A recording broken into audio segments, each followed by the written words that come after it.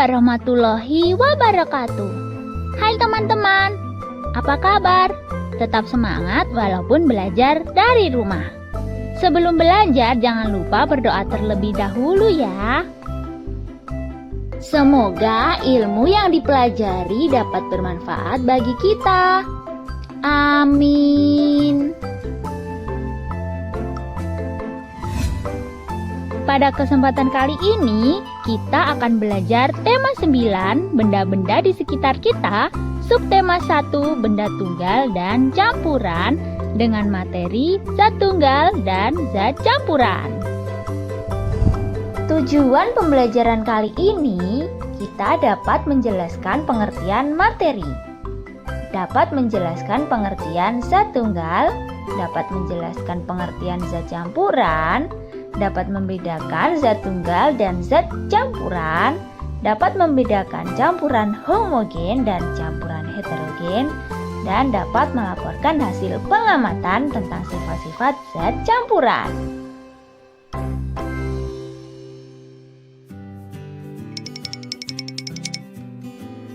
Pada masa pandemi COVID-19 saat ini, dimanapun kita berada, wajib menerapkan protokol kesehatan 5M.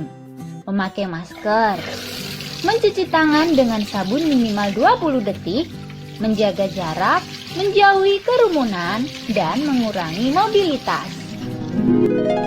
Assalamualaikum Caca. Waalaikumsalam Jatuh. Caca, aku masih bingung nih tentang zat tunggal dan zat campuran. Baiklah Jatuh, ayo sekarang kita belajar bersama tentang zat tunggal dan zat campuran. Nah, sebelum membahas zat tunggal dan zat campuran, sekarang coba kita amati benda-benda di sekitar kita. Ada apa saja Jatuh? Ada air mineral, minuman jamu tradisional, meja, dan balon. Benar Jatuh. Tahukah kamu, air mineral, minuman jamu tradisional, dan benda-benda yang ada di sekitar kita merupakan materi. Lalu, apa itu materi? Materi merupakan segala sesuatu yang menempati ruang dan mempunyai massa. Menempati ruang artinya benda memerlukan ruang atau tempat untuk keberadaannya. Contohnya, air dalam gelas artinya air menempati ruang bagian dalam gelas. Udara dalam balon artinya udara menempati ruang bagian dalam balon. Meja di sudut ruangan artinya meja menempati tempat di sudut ruangan. Selain menempati ruang, materi juga mempunyai massa.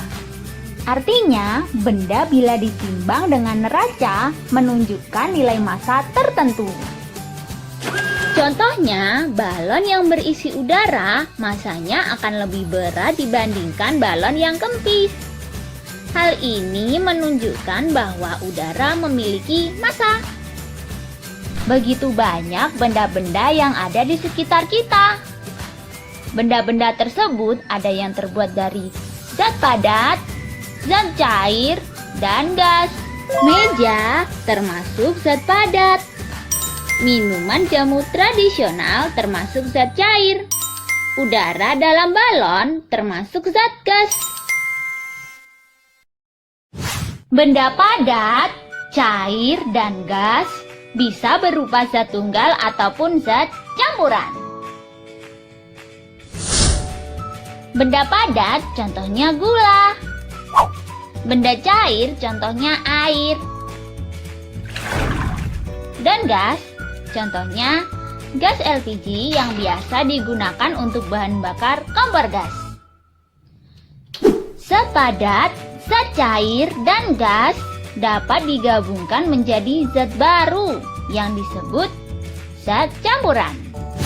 Zat tunggal dan zat campuran banyak ditemui dalam kehidupan sehari-hari. Lalu, apa perbedaan zat tunggal dan zat campuran?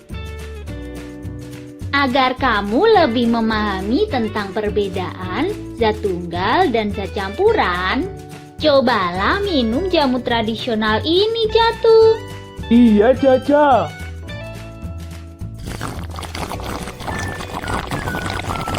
Wah, jamu tradisional ini rasanya manis, asam, ada aroma pandan, dan menyegarkan. Minuman jamu apa ini? Itu minuman jamu tradisional kunyit asam, Jatuh. Selain rasanya enak, jamu kunyit asam juga berkhasiat untuk meningkatkan imunitas tubuh dalam mencegah virus COVID-19. Lalu, bagaimana cara membuat jamu kunyit asam? Langkah pertama menyiapkan bahan yaitu air mineral, kunyit, asam jawa, gula jawa, dan daun pandan. Langkah selanjutnya membuat jamu kunyit asam. Masukkan 450 ml air mineral. Rebus air mineral dengan api kecil. Setelah mendidih, masukkan 1 ruas kunyit yang sudah diparut. Kemudian masukkan asam jawa secukupnya. Gula jawa secukupnya. Dan 2 lembar daun pandan. Aduk hingga mendidih.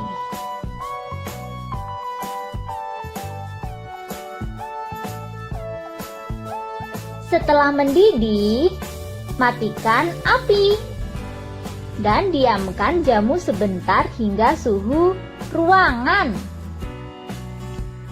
Untuk memperoleh manfaat minum jamu yang optimal, kita perlu tahu bagaimana pemakaian yang benar loh. Perhatikan caranya. Saring jamu untuk memisahkan ampas, kemudian diedapkan sejenak. Baru kemudian diminum, karena ampas jamu tersebut tidak baik. Jika ampas sudah mengendap, jamu siap diminum. Wah, ternyata mudah ya membuat jamu tradisional kunyit asam yang enak.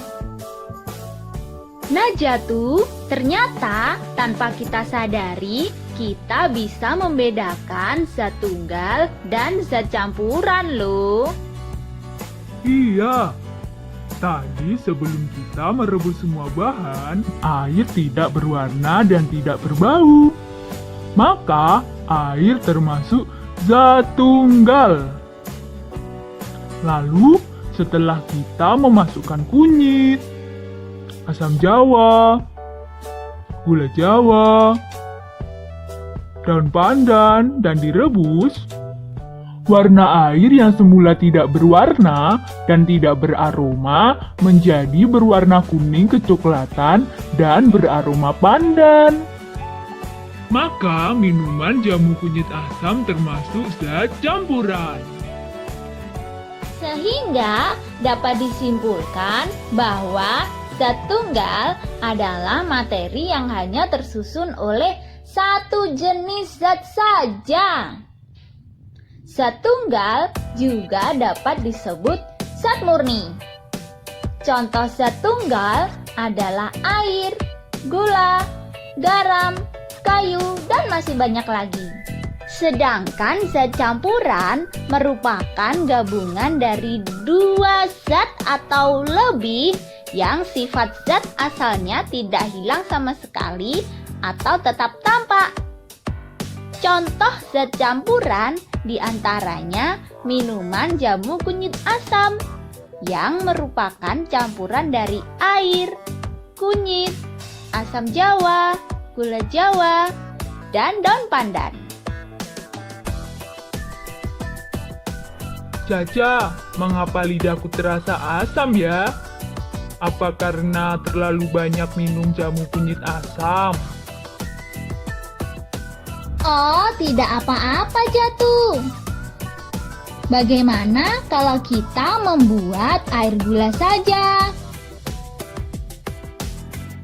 Ayo kita siapkan air mineral 200 ml dan gula 2 sendok makan. Lalu diaduk hingga terlarut sempurna.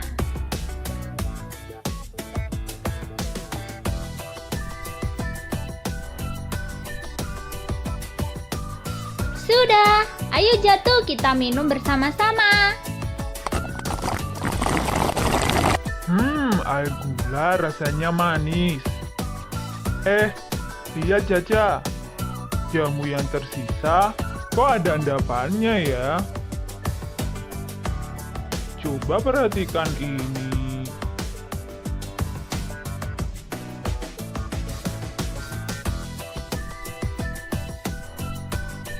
Ada endapannya. Sedangkan air gula tidak ada endapannya. Coba perhatikan ini. Tidak ada endapannya. Kamu benar Jatuh. Maka itu artinya minuman jamu kunyit asam termasuk campuran heterogen karena terdapat endapan. Campuran heterogen merupakan campuran dua zat atau lebih yang zat penyusunnya tidak tercampur sempurna. Tidak tercampur sempurna artinya kemungkinan masih ada endapan dari zat penyusun yang tersisa. Pada campuran heterogen, zat penyusunnya masih dapat dibedakan.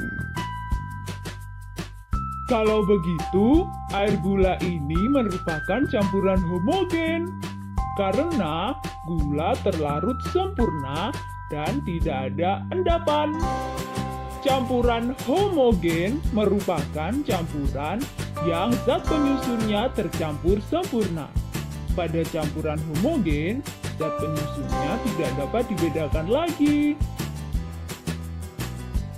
Iya, benar Jatuh.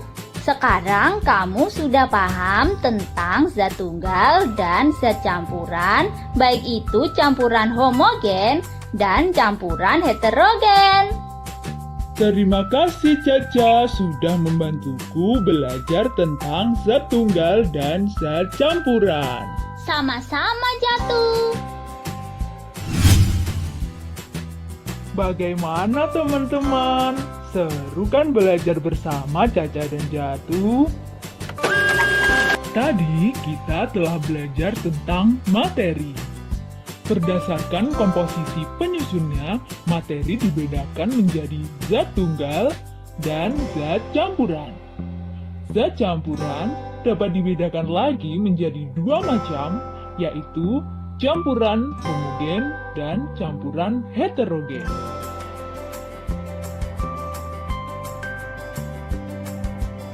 Kegiatan selanjutnya, kita akan berlatih mengidentifikasi sifat zat campuran. Ikuti langkah kerjanya dengan baik dan hati-hati ya. Ayo mencoba. Yang pertama, siapkan alat dan bahan sebagai berikut. Gelas dan sendok, air, garam, minyak, pasir, dan bahan-bahan yang ada di rumah kamu.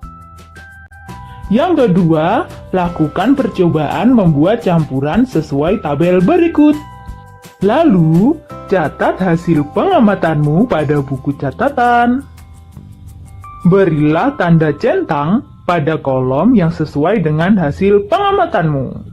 Contohnya, gelas 1, komponen penyusunnya air dan gula, tercampur sempurna atau tidak tercampur sempurna.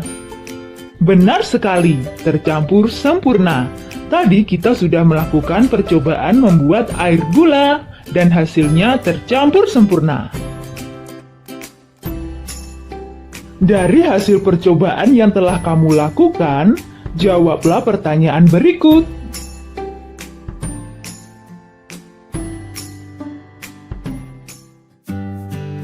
Sekian teman-teman, tetap semangat, jaga kesehatan, dan selalu ikuti protokol kesehatan.